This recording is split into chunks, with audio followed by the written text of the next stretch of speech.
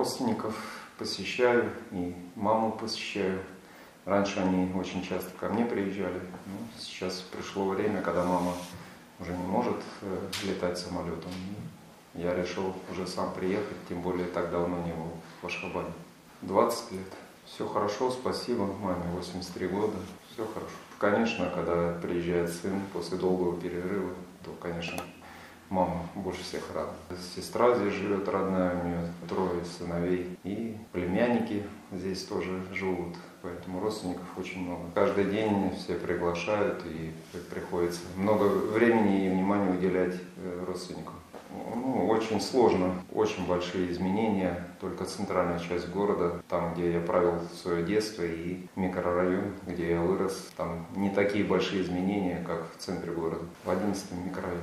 11-й микрорайон остался, небольшие изменения произошли, но они не столь кардинальные, как центр города. Очень монументальные здания, белый мрамор, архитектура, поэтому очень хорошая инфраструктура спортивная. Меня повозили здесь родственники, показали, побывал на стадионах, познакомился с тем, какие условия есть сегодня в Туркменистане для успешной работы детской и юношеских школ. Нам приходилось только мечтать. Было 2-3 поля, на которых мы проводили первенство Ашхабада и республики.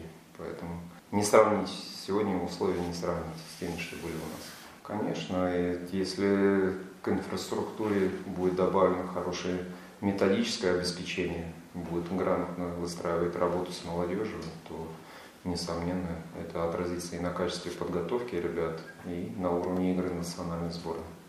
Конечно, когда сайты листаю, смотрю, кто где, на каких позициях играет, делаю это практически регулярно, потому что, когда просматриваешь соревнования все, чемпионат Туркменистана, у меня тоже есть приложение, где я заглядываю. И за Капедагом, и за Ахалом, и за другими командами тоже смотрю. Тем более сейчас родственники мне подсказали, какое положение дел нынешнее в республике, кто на лидирующих позициях, кто занимает место в центре турнирной таблицы. Поэтому было интересно. Нет, мнение не могу сказать. Вот с этой целью сегодня еду как раз на матч первенства Туркменистана. Можно сказать, только если они туда приедут. Если бы я видел, я бы мог сравнить. Я знаю, что есть хорошие футболисты, которые являются лидерами в сборной Туркмении, но уровень их игры я не видел, поэтому мне сложно сказать. Если бы я посмотрел, я бы мог дать более качественную оценку. Я, к сожалению, сейчас не знаю, какого уровня футболисты, и не могу их сравнить. Но знаю тех ребят, кто играл до этого. И ребята очень, и Юрченко, вратарь хороший, и он тоже очень хорошо котировался в премьер-лиге нашей российской. И Кренделев играл, он завершил карьеру. Все так или иначе пытаются остаться в футболе, кому-то удается. Очень многие тренеры, которых я застал здесь в качестве действующих тренеров юношеских, они все тоже там, и Карабицын, и Хохлов, и Агашков, кто находится рядышком и участвует в юношеских соревнованиях. Так или иначе пересекаемся, не часто, но бывает, что видимся. Да, несомненно, потому что для меня это тоже было событие, потому что азиатские игры – это сопоставимо с чемпионатом Европы, только азиатского масштаба. И форум был интересный, большой, и красочное открытие, и закрытие соревнований. Все способствовало тому, чтобы попытаться проявить свои лучшие качества. И нам отчасти это удалось. И предварительную стадию мы хорошо прошли, и в стадии плей-офф играли, и достойно представляли Туркменистан. Хорошие впечатления остались у всех, все были довольны. И руководители, и сами ребята. Именно и Южная Корея, она всегда входит в топ азиатских команд. И команды Япония, Южная Корея, Иран. Это те страны, которые являются ведущими в регионе. Поэтому они и на тех соревнованиях тоже выглядели очень хорошо. Каждая команда, в которой я играл, оставила след. Успешное выступление в ЦСКА, когда мы завоевали серебряные медали, бронзовые медали чемпионата России. Потом выступление в Тереке Грозненском, когда мы выиграли Кубок России. Поэтому это именно те клубы, с которыми связаны воспоминания. Еще мог бы отметить, конечно, «Зенит» Санкт-Петербург, в котором я тоже играл. Тогда становление клуба происходило. Не было столь мощного спонсора, как сейчас, но все равно команда «Зенита» оставила тоже очень хороший след. Ну, здесь совокупность качеств. В первую очередь это мотивация самого человека.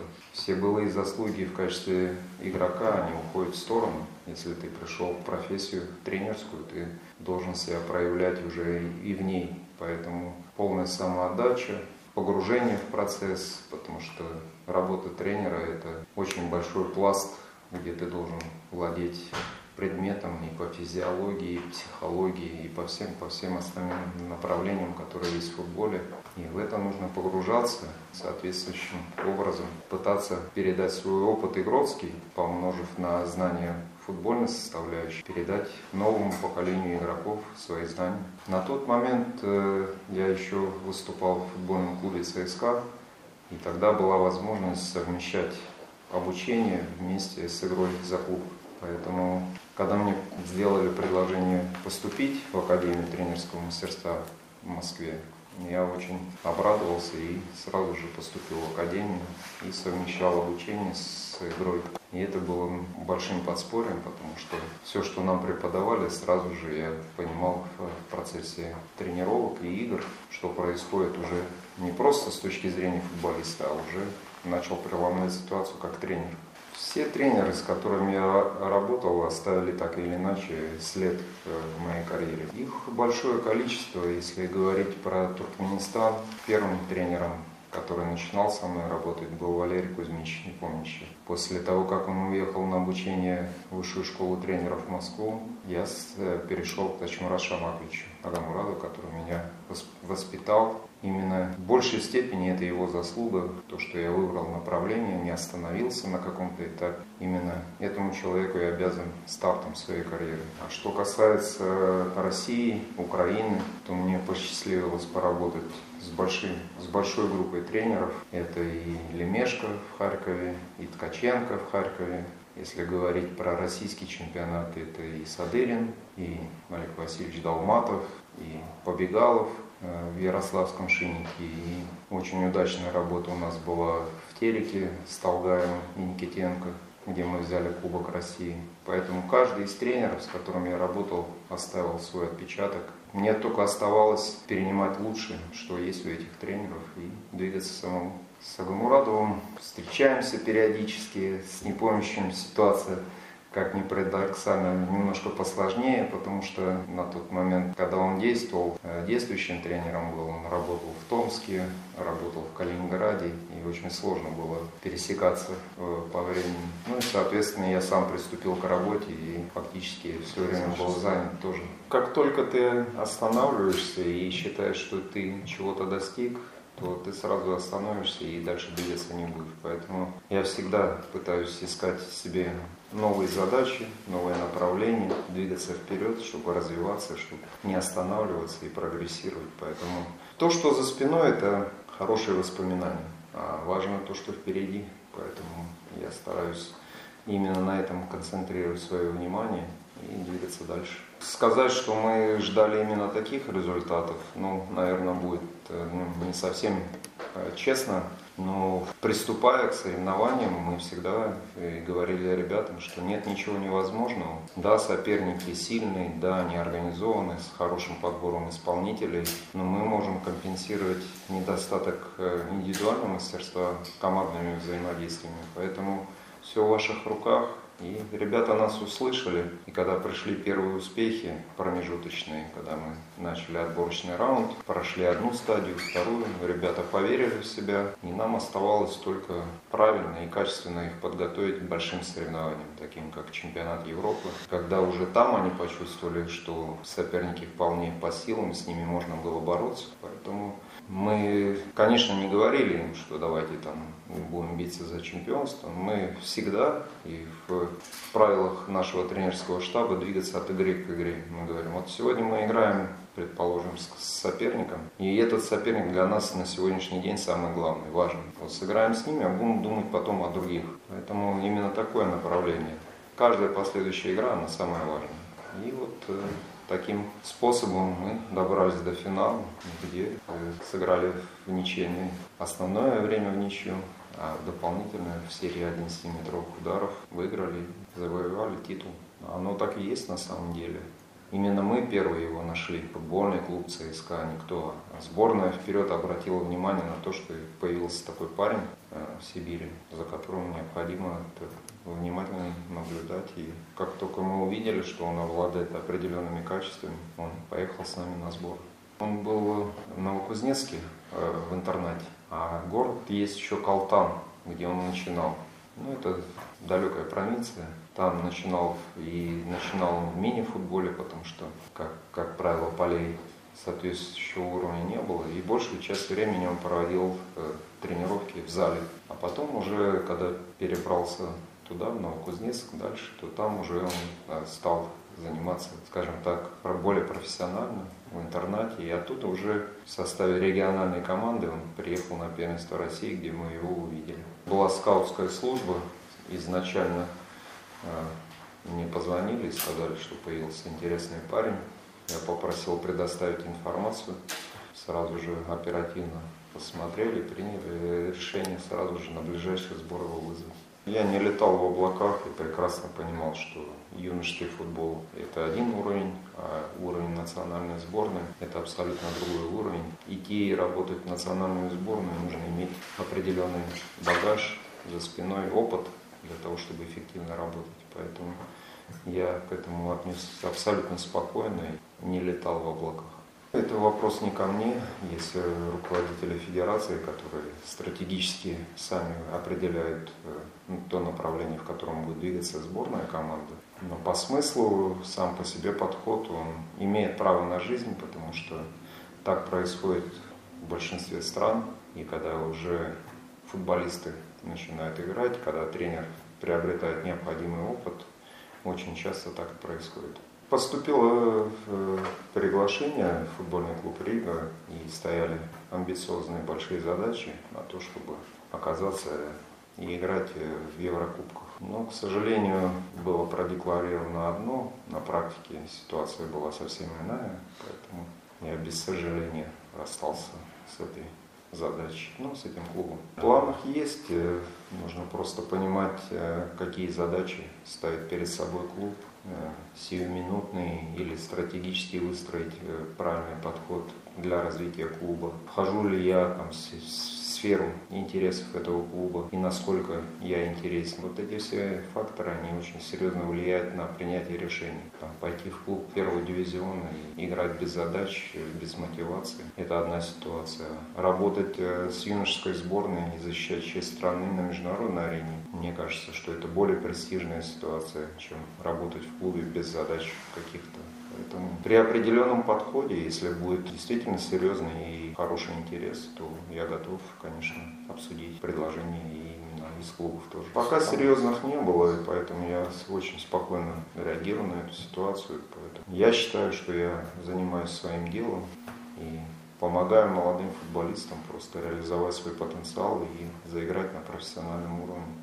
Это тоже задача, которая не всем под силу. Сейчас у нас проводятся товарищеские турниры. Буквально в понедельник я уже возвращаюсь в Москву и начинаю подготовку к турниру, который будет проходить в Испании, где мы будем принимать участие. И соперники такие же сильные и маститы. Это команда Англии, команда Бельгии, команда Чехии. Все очень хорошего уровня турнира, поэтому опыт международных матчей очень положительно сказывается и на тренерской карьере. Только мы сейчас уже из категории Ю-17 перешли в категорию 18-летних футболистов, а на следующий год у нас уже отборочный раунд по 19-летним игрокам. Также будет отборочный раунд, если мы успешно его преодолеваем, также попадаем на чемпионат Европы.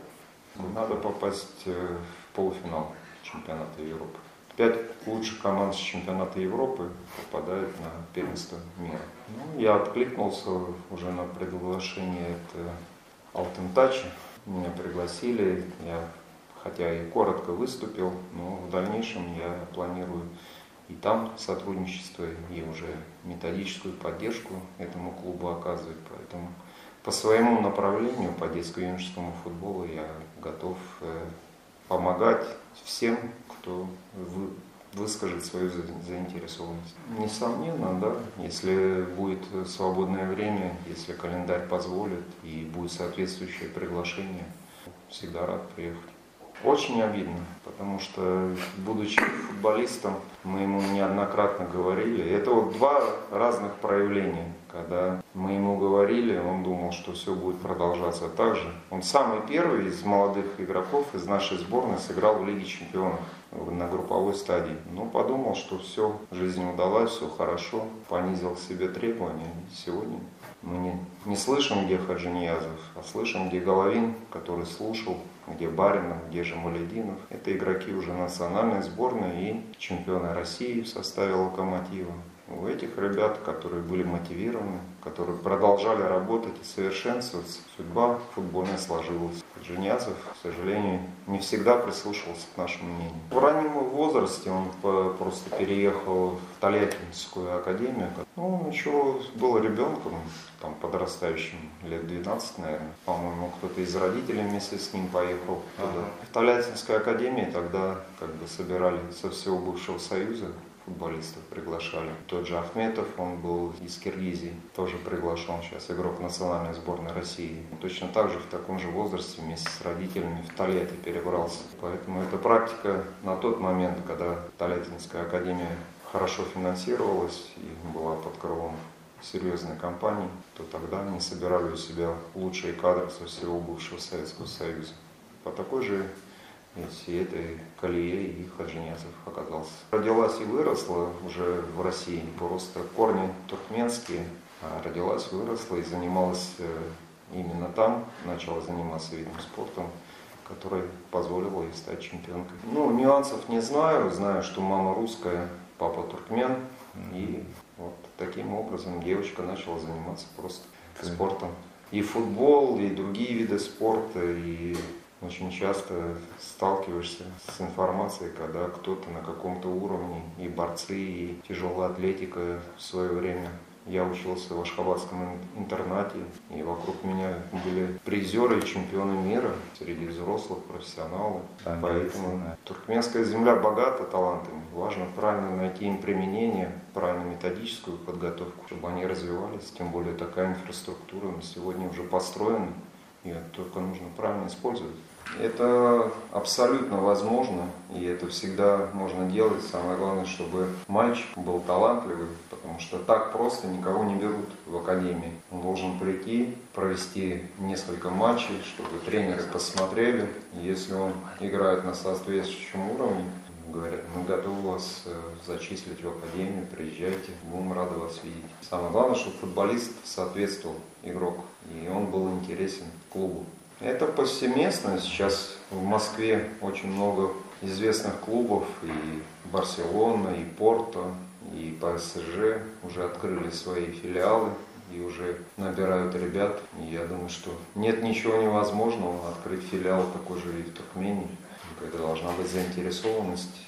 У меня сейчас задача предельно простая, просто познакомиться с уровнем туркменского футбола, посмотреть, каков уровень, повидать знакомых, если кто-то будет из тех людей футбольных присутствовать на матче, как тренеры, как и игроки, с которыми я играл, может быть, кто-то будет на матче. Поэтому цель именно такая, поехать, посмотреть и кого-то увидеть. Те, кто с кем играл, конечно, остались, и на днях Равшана видел Мухадову, удалось с ним поговорить, и другие ребята. Кое-кто уехал на соревнования, как Мингазов Коля уехал в составе женской сборной. Это тоже человек, с которым я вместе играл в Колхаши. Много хотелось бы увидеть, но задач много, родственников много, и не хочется никого обижать, а здесь вот как получится, с кем удастся увидеться, с тем удастся. Ну, основная задача все-таки родственников повидать.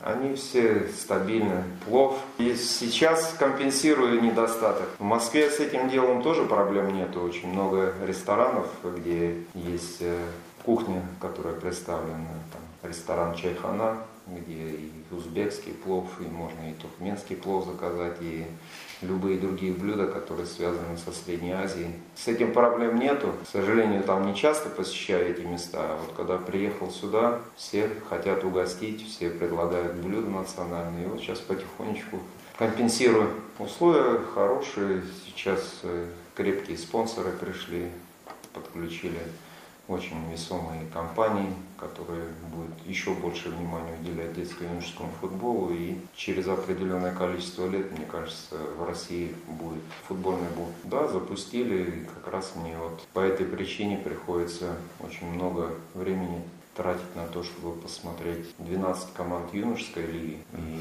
часть игроков играет еще за дублирующий состав. И там 18 команд. И вот фактически мне надо 30 команд отслеживать информацию по футболистам, а это требует очень много времени и сил. Контракт заключается в начале года, и каждый год пролонгирует. 2 сына, сейчас скоро появится, надеюсь, внук у меня первый, поэтому в ожидании весной ждем пополнения, поэтому одному 28 лет будет, вот сейчас в декабре, другому 24, 2 сына. Ну, они любители, но спорт у них остался в сердце, в жизни они каждый вечер, там, через день, через два собираются со своими друзьями и играют в футбол на первенство любительских команд в Москве.